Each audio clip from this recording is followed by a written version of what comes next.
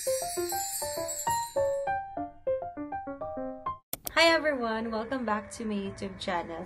Ang awkward na magsalita, like ang tagal ko nang hindi nag-vlog kasi. Time check, it's 9:25 PM na. And actually, I'm very sleepy na. Naantok na talaga ako. Papansin nakapajama na ako, tapos na ako lahat.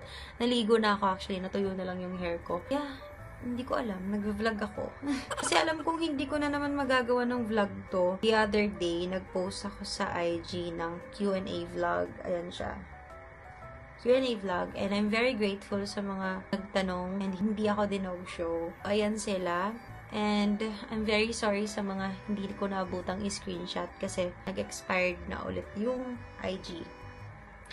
Anyways, some of the questions here, sagot ko na siya sa mga before na vlogs. Like, naulit na siya pero ibang tao lang yung mga nagtanong. And then yung iba dito is para siyang statement, hindi siya tanong. So, yeah, I'll try my best na masagot sila lahat isa-isa. Hindi lang naman sila, hindi naman sila sobrang dami. So, first question, what are you most passionate about?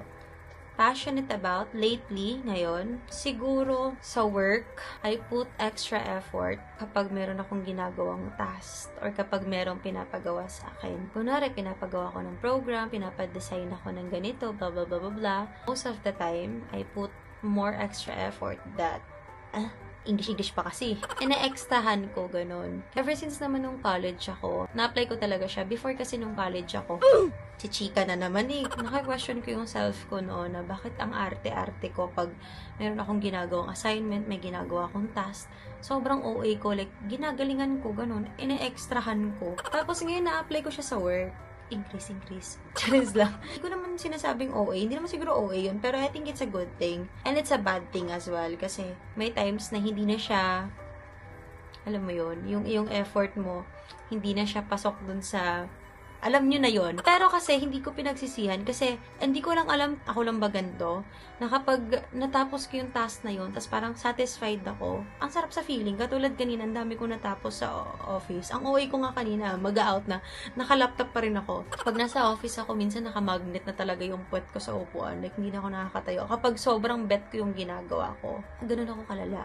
Kaya gumagawa ako ng list. Ever since naman nung high school, meron talaga akong to-do list. And until now, naa-apply ko siya. And I'm so grateful sa nag-introduce sa akin nun, si Ren. Siya talaga nagturo sa akin na mag-to-do list ka and then check mo. And ang sarap pala sa feeling kapag ang dami mo nang na-check. So, ayun, na-apply ko siya ngayon. Sobrang passionate ko sa work ko ngayon. Like, sa ginagawa ko.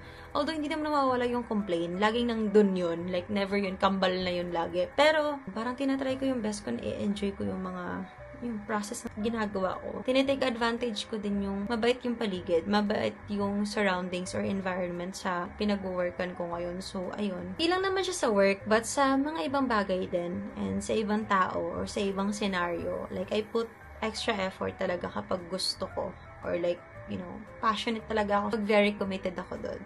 Ganun. Next naman is, kamusta ka na, madam? Ayun, okay lang naman ako. Nangyari lang naman yung mga ayokong mangyari.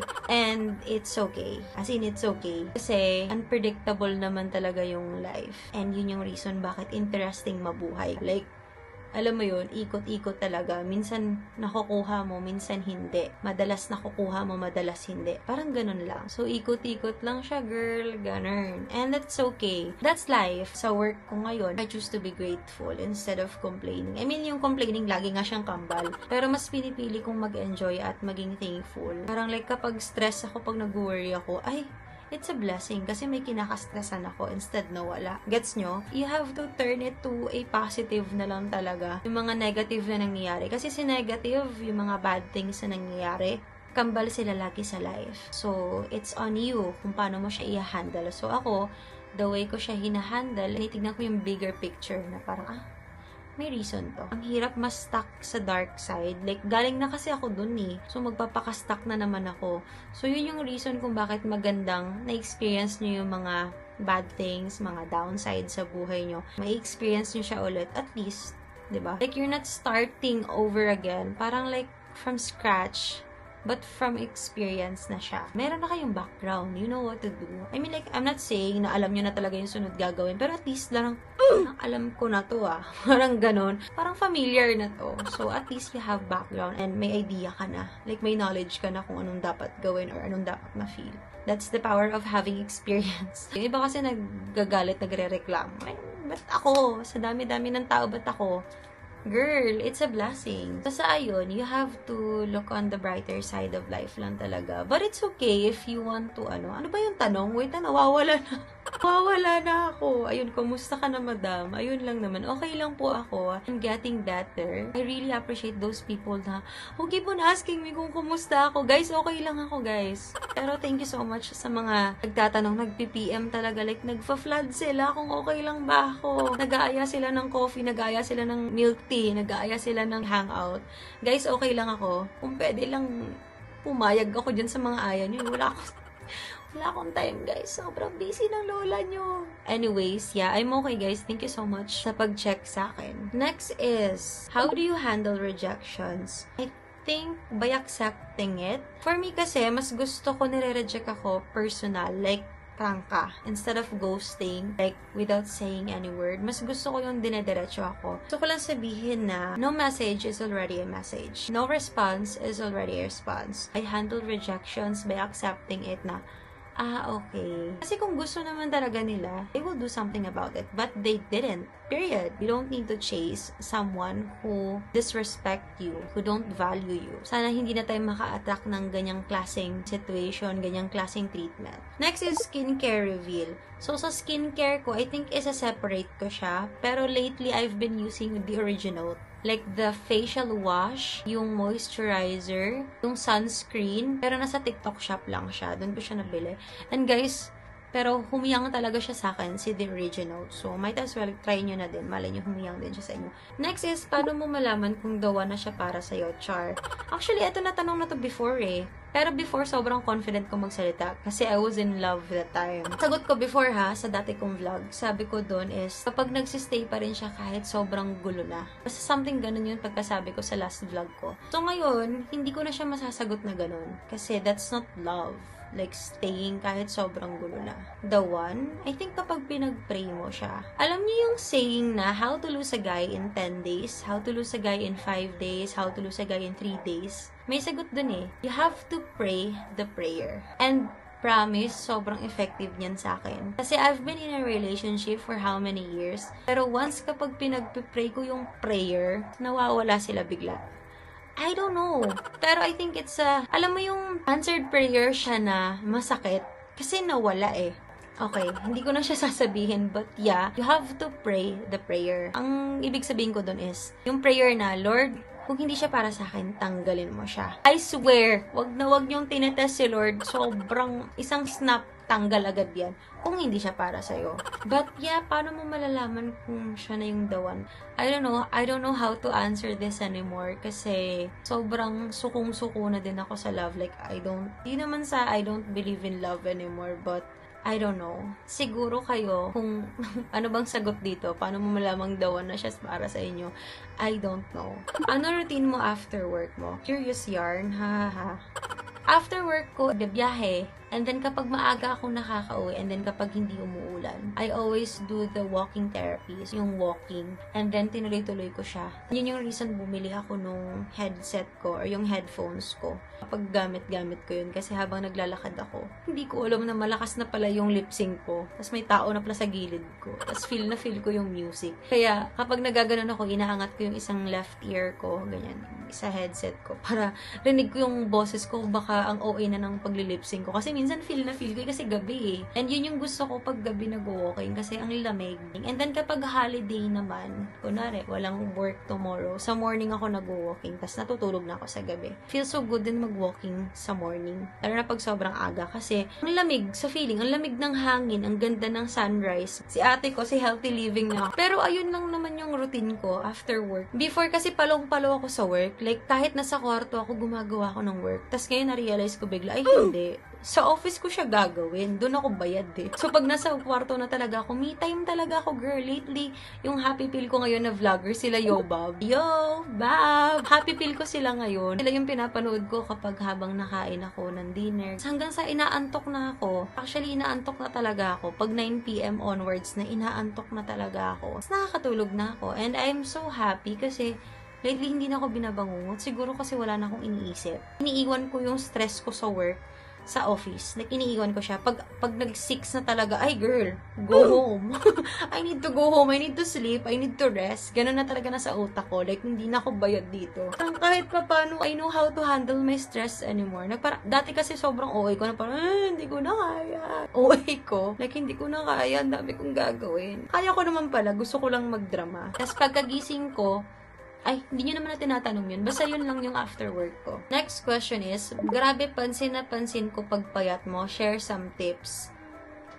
Pumayat ba ako? Actually, nag-gain weight ako ulit eh. Pero kung i-compare ko yung body ko talaga before nung college, I can say yes, pumayat nga talaga ako. Pero hindi naman yung sobrang payat na payat. Hindi ako sobrang payat na payat, guys. Nag-gain weight nga ako ulit eh. So, yung tips ko is less sugar. Hindi lang siya sa pagpapapayat eh, but sa skin din, mas magle-less yung tigyawat. Kung hindi nyo naman kaya mag-no sugar, kahit i-less nyo lang. And then, ayun, walking therapy. Nag-walking ako. And for me kasi mas effective si walking when it comes on losing weight kesa jogging. Kasi si jogging, calories yung binaburn niya. Si walking kasi, fats yung binaburn niya. Wow! For me ha, nagugutom kasi ako pag nagja-jogging ako kasi pagod. Compared kay walking is chill lang, ganun. Like, naglalakad ka lang and then you have so many realizations, so many random thoughts lang na lumalabas sa isip mo, and then makikita mo mga puno, mga dahon, mga damo. Hindi lang siya healthy from the outside but from the inside as well, like yung mindset mo, yung mga perspective mo in life. So ayun yung tips ko.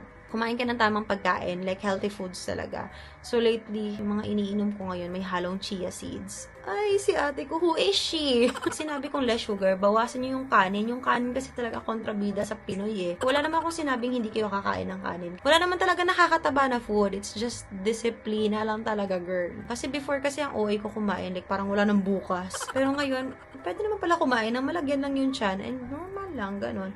Hanggang sa masanay kayo. Huwag niyong biglain kasi baka manginig kayo dyan, girl. Mahimatay pa kayo. So, huwag niyong biglain. Dahan-dahan lang. And then, marirealize niyo na lang, hindi na kayo masyadong nagkikrave sa kanin. Yung parang normal na lang. Ganon. Ito din, natanong na din to dati. So, mahal mo o mahal ka? Before, ang sagot ko dito is mahal ako. Ngayon, mahal ako pa din. Yun pa rin yung gusto ko. Mas gusto ko pa rin mas mahal ako. Ito din, sagot ko na din to. Ano purpose ng pag-vlog mo? Hindi ko na siya i-detail kasi before na-detailed ko na yung reason kung bakit ako nag-vlog. But right now, yes, I do vlogs kasi sana nga hindi mawala si YouTube eh. Vlog ako kasi gusto kong, nakikita nyo naman sa bio ng YouTube ko is collecting memories talaga siya. So for me kasi, parang gusto ko lang talaga i-treasure yung mga moments na mga nakaka-capture ng camera ko. For me as well, na parang pag tumanda na ako, makikita ko yung sarili ko na, ay ako pala to. Kasi actually may mga vlogs ako ditong 2019 days. Ako to, boses ko to, parang iba yung itsura ko, iba yung way of pananalita ko, ibang-iba. So, how much more? Pag tumanda na ako, tapos makikita ko yung mga old vlogs, parang, hala, ang saya pala before, ganito. Wow, nagdrama. Meron kang malulook back in the near future. After 5 years, 10 years, tapos parang, hala, may vlogs pala before, may mga videos. So, ako, gustong-gusto ko talaga mag-capture ng mga good memories. I love editing. I love collecting memories talaga kasi alam kong lilipas lahat. And at least, diba, may memories na nabuo. So, ayun. Yun yung reason ng pag-vlog ko. Next is, don't settle for less na, ha? Of course naman. Pero, sometimes kasi, pinaglaban pa Jayan. Pero sometimes kasi, sobrang gusto natin yung isang bagay. Sometimes, nagsisettle for less para lang ma-feel yun. Pero, hindi pala yun yung tama. Hindi siya tama. So, dapat, wag na tayong mag-settle for less. Kailan tayo magkikita? Ayun na, galit na. Anyways, ayan itong mga friends ko sa mga drawing. Ayun, hindi pa nakukulayan. So, hopefully, magkita-kita kami sa, sa Japan. Sa Taiwan. Yun yung mga kinikrave namin ngayon eh. Kinikrave ko pala. So, ako nagkikrave talaga ako ng travel ngayon. Hindi ko alam. So, iniisip ko pa yung oras ko. Next is, how do you deal with things that are happening lately? Same goes sa sagot ko kanina. I deal it with doing my thing, like walking therapy. Actually, ito na nga share ko na. Every 5:30 AM, nag-a-alarm ako kasi nagde-devotional ako. And actually, it's so helpful, yung pagde-devotional every morning. Ever since naman dati, we do that with my family. Pero ngayon kasi may kanya-kanya ng thing, yung mga tao sa bahay. So, ayun, hindi na kami nagkaka-devotional sabay-sabay. Kanya-kanyang routine na. So ako, maintain ko yung pagde-devotional, like yung dating gawin namin with family. 5:30 a.m. gumigising ako ng maaga. Actually, it really helps me a lot kasi mas hindi ako nalilate sa work kasi gising na yung diwa ko. Tapos yung devotional, minsan ang galing din. Like, the timing is so crazy. Like, kung ano na-feel ko, yun din yung content ng devotional. Like, ang galing. Kasi self-reflect ako. And then, nagsasalita ako mag-isa sa kwarto. Like, ever since naman, ganun yung ginagawa ko. Like, pag naglilinis ako ng kwarto, nagsasalita ako mag-isa. Parang ina-advisean ko yung sarili ko. And then, after that, 6:30, naliligo na ako. So, dalawa yung alarm ko sa morning. 5:30 and then 6:30. So, tigwa 1 hour sila. Tapos, mga 7 a.m. onwards, biyahe na ako. Kasi dapat makarating ako sa office before 9 a.m. Mga 8:30 arrive ko sa office or 8:40, ganyan. Kasi 9 to 6 yung office. So, kailangan ko talaga maging maaga. And actually, it really helps me a lot na mas maging productive sa mga ganong routine ko. Ayoko din kasi talaga na nagmamadali. So, gusto ko maaga ako. Ano ako sa time talaga, sobrang committed ako pag ganitong oras talaga ako. Ayoko nang nalilate kasi alam ko yung feeling na nalilate. Like, pinapawisan ako, banas na banas ako. So, yeah. Ano ako mag-deal ng mga ano ngayon tanong niya? Nawawala. So, last question. When was the last moment you felt proud about yourself? Shoutout sa'yo, Depra. Siguro yung pagigising ko ng maaga. Or kung hindi man maaga, yung nagigising ako and then bumabangon ako. Ito sinasabi sa vlog ko. Ay, hindi naman siya lagi. Pero nasabi ko na siya sa vlog ko. Sobrang na-appreciate ko yung mga taong bumabangon kahit sobrang pagod sila sa buhay nila. And I always appreciate those people na nag-share sila sa akin. Sasabihin nila, nakaligo daw sila today, nakapag-toothbrush, nakapag-ganito and all. Ngayon, na-experience ko siya. And yeah, I'm so proud of myself for doing things. Actually, ngayon, nag-vlog ako. Pagod ako actually, pero nag-vlog ako. So, I'm proud of myself kasi ang daming energy pwedeng gamitin for doing this.